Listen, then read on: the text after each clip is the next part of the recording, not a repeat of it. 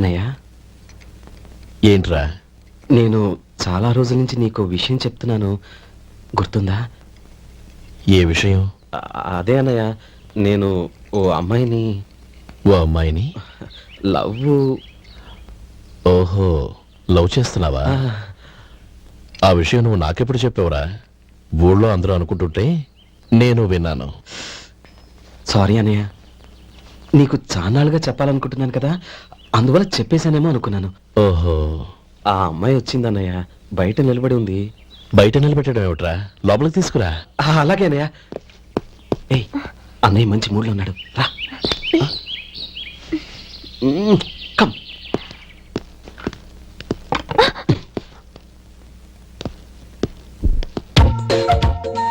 ఎందుకంటావేంటయ్యా? ఆ అన్నయ్య మాట వినగానే మీ డాక్టర్ గడగడ వణికిపోతాడు. అసలు డాక్టర్ చదివే తమ్ముడిని అలా భయపెట్టచ్చా? తప్పు కదా? తప్పేనండి. నమస్కారం. అదేంట్రా, మనిషో పక్కనుంటే నమస్కారం ఇంకో పక్కన ఉంది? అది మర్యాద అన్నయ్య, మర్యాద. ఆహా, అవును, నీ పేరేంటమ్మా? నందిని. ఆ నందిని. నందిని అన్నయ్య. ఏ, ఆ మొక్క తను చెప్పలేదా? పెద్దలంటే మహాగౌరవం అన్నయ్య, మేమిద్దరు ఇంత క్లోజ్ ఫ్రెండ్స్ కదా, ఆయన నాతో కూడా ఎక్కువ మాట్లాడదు. ఓహో, కదా? నాకు మీ డాక్టర్కి పెళ్ళవని, అప్పుడు అన్నయ్య సంగతి చెప్తాను. ఏం చేస్తానండి? ఏం చేస్తానా? సంవత్సరం తిరగకుండానే కవల పిల్లలు కని వాళ్ళ అన్నయ్య చేతిలో పెడతాను. వాళ్ళకి 5 సంవత్సరాలు వచ్చేసరికి ఆయన్ని బాగా ముట్టిగలేస్తారు. అవును, అమ్మాయి మోహం చూడకుండా నిర్ణయం తీసుకోనరా? తలెత్తు.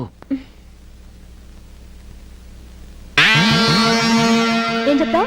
అదేనండి, నందిని గారు వచ్చి వెళ్ళారని చెప్తాను. గుడ్, పైకొస్తావు.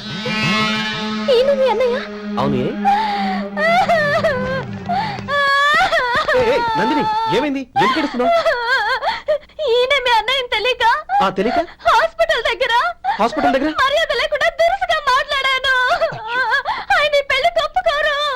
ఊరుకో, అలాంటి చిన్న చిన్న విషయాల్ని మా అన్నయ్య పట్టించుకోడు. అయినా నేను కన్విన్స్ చేస్తాను కదా. ఆయనకంత అవమానం జరిగాక ఎందుకు కన్విన్స్ అవుతారు? చూడు, నువ్వు వేరే పెళ్లి చేసుకొని నీకు పుట్టబోయే బిడ్డకు నా పేరు పెట్టుకో. ఏంటమ్మా? నేనే నుయ్యగుయ్య చూసుకుంటాను. అదిగో ఆ చూపు చూడు, ఆ చూపు ఒకలా ఉంది. నందిని, నా మాట విను ప్లీజ్. నందిని, శేఖర్, ఆ అమ్మాయి చెప్పింది నిజమే. తనని ఎప్పుడైతే హాస్పిటల్ దగ్గర చూశానో అప్పుడే నేను నిర్ణయానికి వచ్చేసాను. విన్నావా? నేను చెప్పానుగా, ఆయన ఆల్రెడీ ఓ నిర్ణయానికి వచ్చేసారట. ఇక నేను వెళ్తాను. అలాగే వెళ్ళు. వెళ్ళి ఈసారి వచ్చేటప్పుడు మీ అమ్మా నాన్నల్ని తీసుకురా. ముహూర్తాలు ఎప్పుడు పెట్టుకోవాలో నిర్ణయించుకుంటాం. అర్థం కాలేదా? నువ్వే మా వాడికి సరైన చోటి. అదే నేను తీసుకున్న నిర్ణయం. బాబు గారు, నన్ను ఆశీర్వదించండి. లేమ్మా, శీఘ్రమేవ కళ్యాణ ప్రాప్తిరస్తు.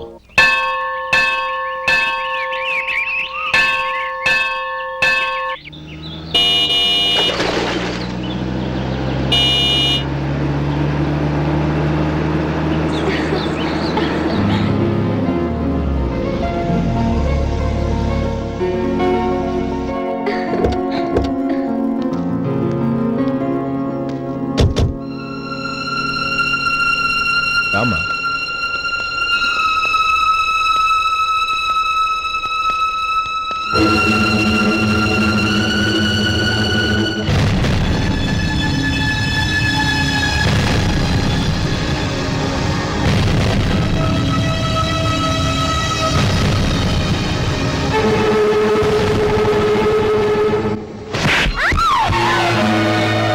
నా పరువు తీసావు కదే. ఒక బెచ్చగాడిని నువ్వు కోరుకున్న వాడికి ఇచ్చి చేసేవాడిని. కానీ నువ్వు ఎవరిని ప్రేమించావో తెలుసా? ఎవడి నీడ సోకితే పంచమహాపాతకాలు అంటుకుంటాయనుకుంటున్నానో వాడి తమ్ముణ్ణి. ఆ రోజు ఆ గోపాలం గాడు నిశ్చితార్థం వరకు వచ్చి నా చెల్లెల్ని చేసుకొని వెళ్ళిపోయాడు. ఆ ఆవేశంలో తొందరపడి ఓ పొరుగురు వాడికి నా చెల్లెల్ని ఇచ్చి పెళ్లి చేశాను. ఆ తర్వాత తెలిసింది వాడికి అంతకుముందే పెళ్లి అయిపోయిందని. వాడు పెళ్ళైన వాడైనా పర్వాలేదు, పరమ దుర్మార్గుడు. ఇంకొకరిని ప్రేమించిన దానివేగా అని దెప్పి పొడుస్తూ నా చెల్లెలికి మాటలతోనే నరకం చూపించాడు. అటు ప్రేమించిన వాడు దగా చేశాడు, ఇటు చేసుకున్నవాడు కిరాతకుడు. ఇలా చిత్రవధ అనుభవించి నా చెల్లెలు ఒకరోజు స్టవ్ పేలిపోయి చనిపోయింది. దీనికంతటికి కారణం ఎవరు? వాడు అన్న. అటువంటి వాడింటికి కోడలుగా వెళ్తావా? ఒక్క మాట చెప్తున్నాను విను. నువ్వు జీవితాంతం పెళ్లి చేసుకోకుండా ఇంట్లో పడినా పర్వాలేదు గాని వాడి తమ్ముడితో మాత్రం నీ పెళ్లి జరగదు. రేయ్, పురోహితుని రమ్మని చెప్పు. వచ్చే ముహూర్తంలోనే నీకు నందినికి పెళ్లి.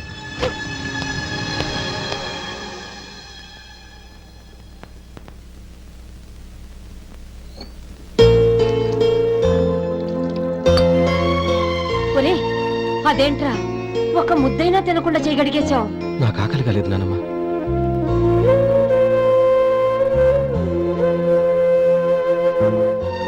ఆ అమ్మాయి చాలా మంచిది, చదువుకున్న పిల్ల, మనందరికీ బాగా నచ్చింది. కానీ ఆ లక్ష్మీపతి గారి గురించి ఆలోచిస్తేనే నాకు భయం వేస్తోంది. వాడు మన కుటుంబం ఎప్పుడెప్పుడు విడిపోతుందా అని ఎదురు చూస్తున్నాడు. అన్నయ్య, ఆ అమ్మాయే కాదు, ఈ ప్రపంచంలో మన కుటుంబం కంటే నాకేది ఎక్కువ కాదు. ఆ పెళ్లి గురించి నేను మర్చిపోయాను, మీరు మర్చిపోండి.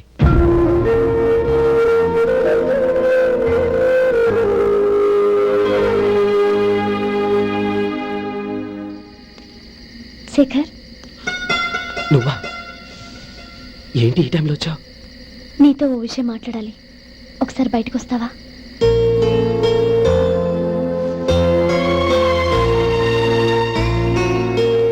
ఏంటి సూట్ కేసుతో వచ్చావు? శేఖర్, మా నాన్న నాకు వేరే పెళ్లి చేయాలని చూస్తున్నాడు. అందుకే నేను నిర్ణయానికి వచ్చాను. మన ఇద్దరం ఎక్కడికైనా పారిపోదాం. చూడండి, ఈ టైంలో నిన్ను నన్ను మా అన్నయ్య చూశాడంటే బాగోదు. నువ్వు వెళ్ళిపో. అన్నయ్య అన్నయ్య అన్నయ్య, ఎప్పుడు మీ అన్నయ్య మాటేనా? నీకు నేను ముఖ్యమా, మీ అన్నయ్య ముఖ్యమా? నాకు మా అన్నయ్య ముఖ్యం. శేఖర్, నీ గుండెల మీద చేయి వేసుకొని చెప్పు, నన్ను మర్చిపోయిన సుఖంగా ఉండగలవా?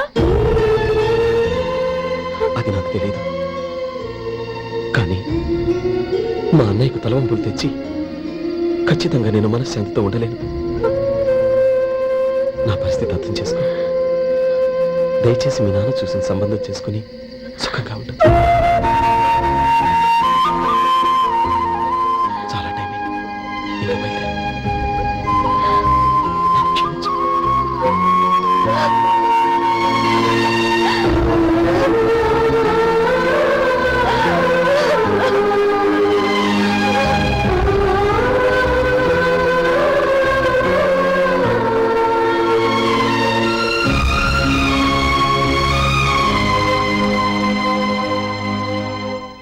ఏంట్రా అలా మౌనంగా కూర్చున్నావు? ఏం లేదురా, కోరుకున్న అమ్మాయి రా పారిపోదామని వస్తే మా అన్నయ్య బాధపడే పనేది నేను చెయ్యలేను, నన్ను క్షమించని ఆ అమ్మాయిని పంపించేసాడ్రా నా తమ్ముడు. అదిరా వాడికి నా మీద ఉన్న అభిమానం. ఇంతవరకు వాడు అడిగింది ఏదీ నేను లేదనలేదు. ఒక అన్నగా వాడి పట్ల నా బాధ్యతలన్నీ నెరవేర్చాను. అలాంటిది ఈరోజు వాడు మనసారా కోరుకున్న అమ్మాయిని వద్దని నేను ఎలా చెప్పగలనురా? వాడి సంతోషం కంటే నాకు కావాల్సిందే ఉంది. అందుకే నేను ఒక నిర్ణయానికి వచ్చాను. ఓపెనింగ్ స్టాక్ 31,700 అండి. ఈ రోజు 200 లారీల్లో 21,500 ప్యాడీ వచ్చిందండి. అవి ఈ పక్కన సర్దించానండి. తర్వాత ఇవి నిన్నొచ్చిన ధాన్యం బస్తాలండి. 50 లారీల్లో 5,000 బస్తాల బియ్యం బయటకు పంపించామండి. సాయంత్రానికి మన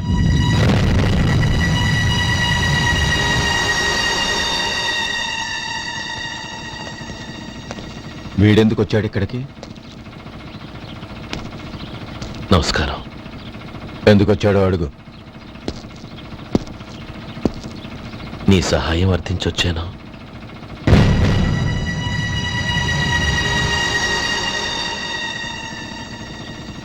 మీరు వెళ్ళండి.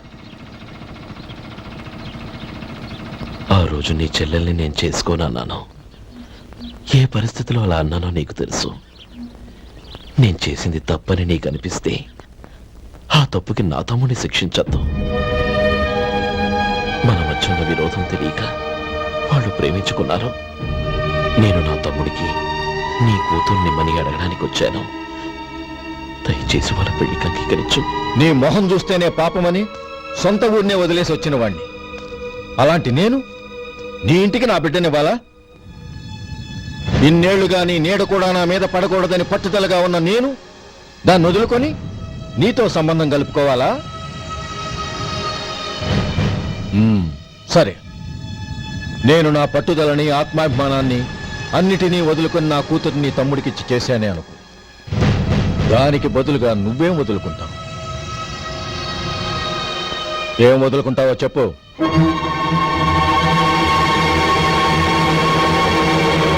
నీ ప్రాణాలు వదులుకుంటావా? అలాగే. నీ ప్రాణం వదిలితే నాకేంట్రా లాభం?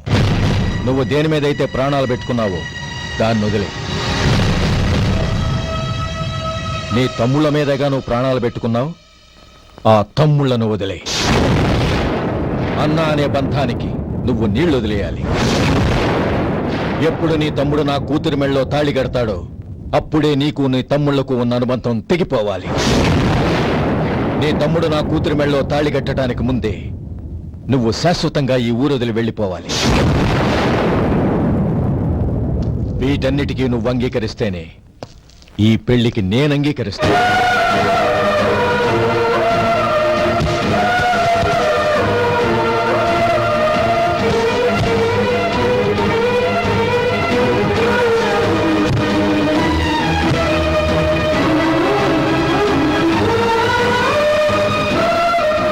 ఏమంటావు?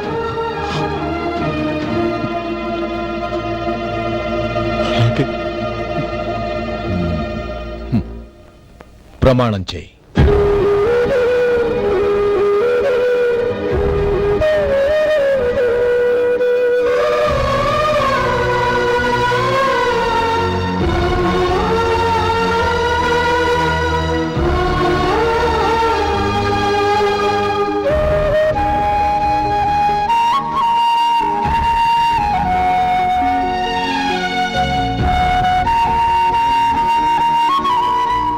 వస్తాను. అంకుల్, నందిని నాకిచ్చి పెళ్లి చేస్తానని చెప్పి ఇప్పుడు వాడి తమ్ముడికిచ్చి చేస్తానని మాటిచ్చారేంటి? రే, నువ్వు నోరు మూసుకోరా. వీడి తమ్ముళ్ళు విడిపోవాలని ఇన్నేళ్లుగా ఎదురు చూశాను. ఇప్పుడు నా కల నిజం అవబోతోంది. నువ్వేం దిగులు పడకు. నీకు వేరే మంచి పిల్లని చూసి ఘనంగా పెళ్లి జరిపిస్తాను.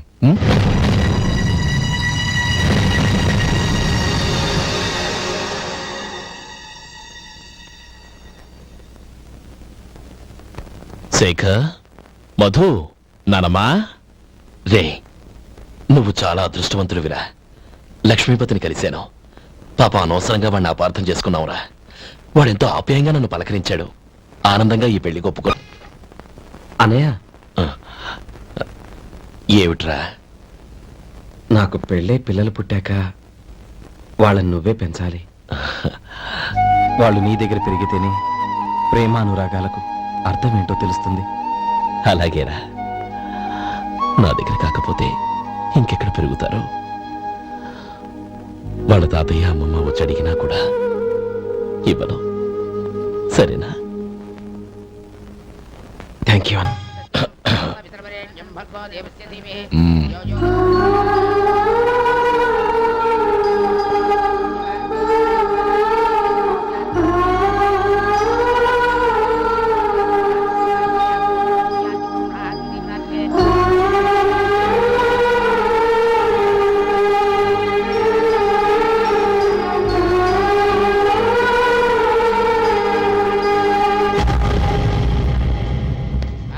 రే గోపాలం, రే మమ్మల్ని అందరినీ వదిలేసి వెళ్ళిపోతున్నావురా? చంద్రం, నా తమ్ముళ్ళని ఎలా పెంచాలనుకున్నానో అలాగే పెంచాను, పెద్ద చేశాను. వాళ్ళందరూ సుఖంగా ఉన్నారు. అంతకంటే నాకు కావాల్సిందే వద్దురా. అయినా నేనెక్కడికి వెళ్తాను రా? వాళ్ళ ఆనందంలో ఐకమత్యంలో నేను ఎప్పుడు ఉంటాను. ఏడోకు, ఎవరైనా చూస్తే బాగోదు. కళ్ళు తుడుచుకో, లోపలికి వెళ్ళు.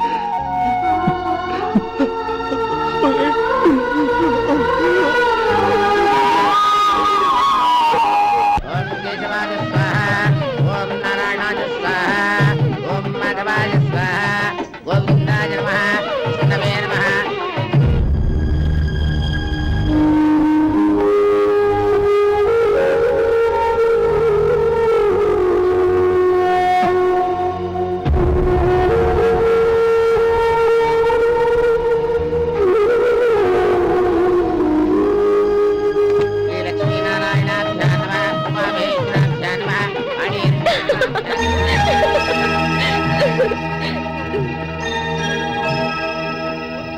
మావయ్య అన్నయ్య ఎక్కడ పని మీద బయటికి వెళ్ళాడు వచ్చేస్తాడు. అలాగా నమస్కారం రండి రండి.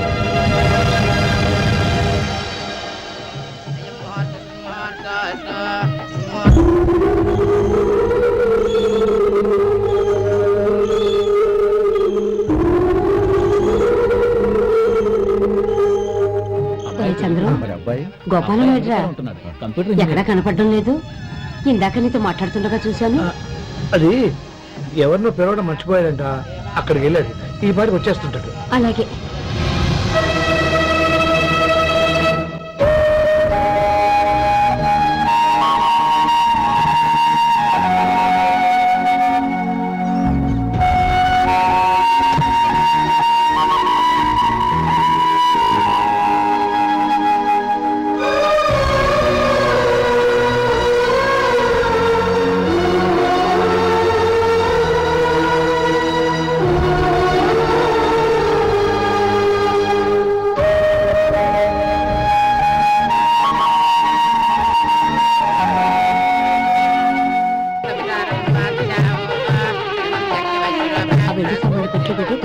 అలాగే.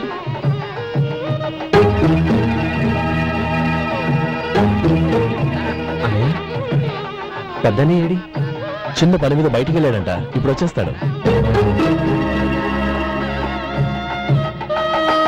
భజంత్రీలు భజంత్రీలు బాబు తాడిబుట్టు అందుకోండి. ఆపండి.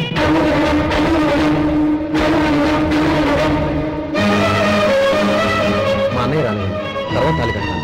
అదేంటి బాబు, ఆలస్యం అయితే దుర్ముహూర్తం వచ్చేస్తుంది. మా అన్నయ్య ఎప్పుడు వస్తాడో అప్పుడే నాకు మంచి ముహూర్తం. దుర్ముహూర్తం వచ్చాక తాళి కడితే శుభం కాదు. మా అన్నయ్య లేకుండా చేసే ఏ పనైనా నాకు శుభం కాదు. నేను తాళంటూ కడితే అది మా అన్నయ్య వచ్చిన తర్వాత. ఇక మీ అన్నయ్య రాడు.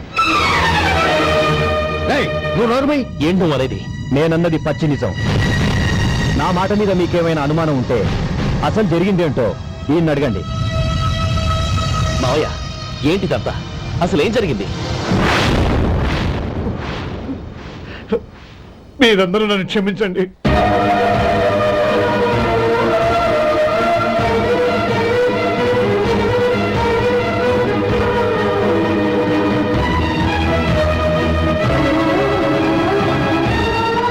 ఇది బాబు జరిగింది.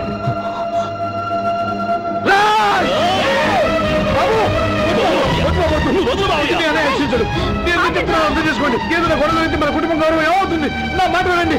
ఎంత ఘోరం చేశావు నాన్న. అన్నగారు లేకుండా ఆయనకి జీవితం లేదు. ఆయన లేకుండా నా బతుకి అర్థం లేదు. మా పెళ్లి పేరుతో ఆ దేవుణ్ణి అలా శిక్షించడానికి అసలు నీకు మనసు ఎలా వచ్చింది? అది కాదమ్మా. అంతకంటే నాకు ఇంత విషయం ఇచ్చి చంపడొచ్చుగా.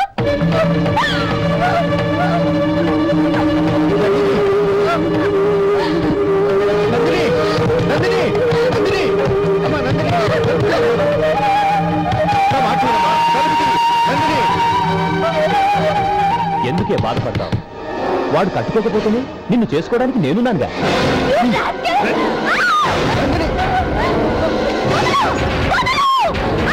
ఏయ్, ఏయ్, రాస్కెల్.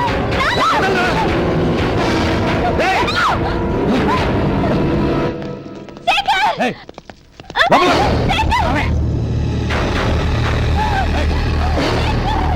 బాబు, బాబు, నా మేనల్ని నా బిడ్డని ఎత్తుకుపోతున్నాడు. నా జీవితం నాశనం అయిపోతుంది. మీకు దండం పెడతాను, నన్ను కాపాడండి. చిచ్చి, నీలాంటి వాడికి పుట్టిన దాంతో మాకేమిటి సంబంధం? ఎవరిని కాపాడాల్సిన అవసరం మాకు లేదు. ఒరేయ్ శేఖర్, తప్పురా.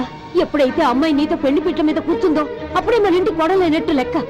అవునండి, ఒక ఆడపిల్లని కాపాడలేకపోయామని బావగారికి తెలిస్తే మనల్ని క్షమించరు. నానమ్మ వీళ్ళని తీసుకుని ఇంటికి వెళ్ళు. శేఖర్ గోపి మీరెళ్ళి అన్నయ్య వెతకండి. నందిని విషయం నేను చూసుకుంటాను. వాడు ఎక్కడికి తీసుకెళ్ళి ఉంటాడు?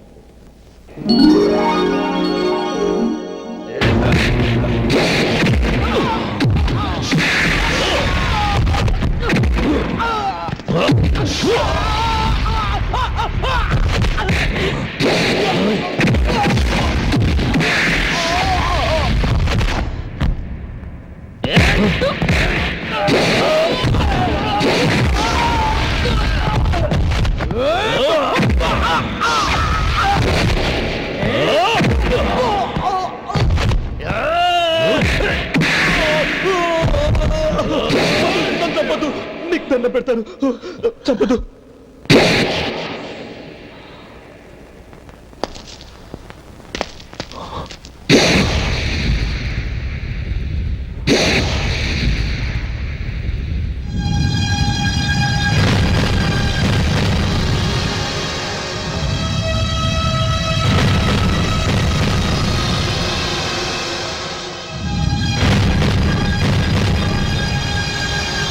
నన్ను క్షమించు లక్ష్మీపతి.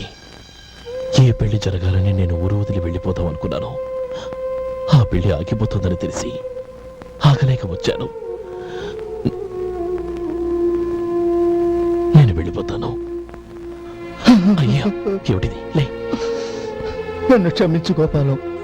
ఆ శ్రీరామచంద్రుడు తండ్రి కోరిక మీద అడవులకు వెళ్ళాడు, కానీ తమ్ముళ్ళ క్షేమం కోసం ఊరొదిలి వెళ్తానన్న నువ్వు ఆ రామచంద్రుడి కంటే గొప్పవాడి. ఏమిట్రా ఇది? గతంలో జరిగిన దాన్ని మనసులో పెట్టుకుని మూర్ఖంగా ప్రవర్తించాను. నా తప్పును క్షమించి నా కూతుర్ని నీ ఇంటి కోడలిగా చేసుకుంటావు కదూ.